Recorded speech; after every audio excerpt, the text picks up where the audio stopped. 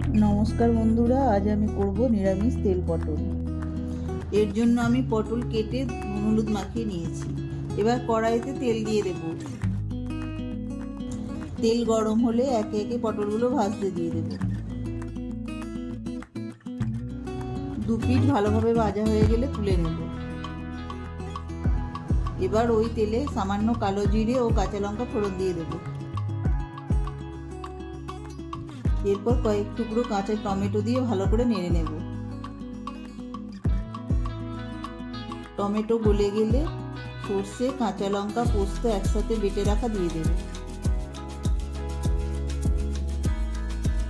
তারপর একে একে হলুদ গুঁড়ো, লঙ্কা গুঁড়ো ও স্বাদ মতো লবণ দিয়ে মশলা ভালো করে কষিয়ে নেব।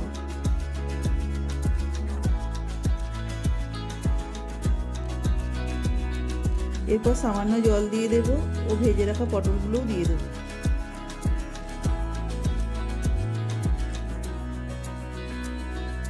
এবার পটলের সাথে মশলা ভালো করে মিশিয়ে নিয়ে সামান্য চাপা দিয়ে রেখে দেব।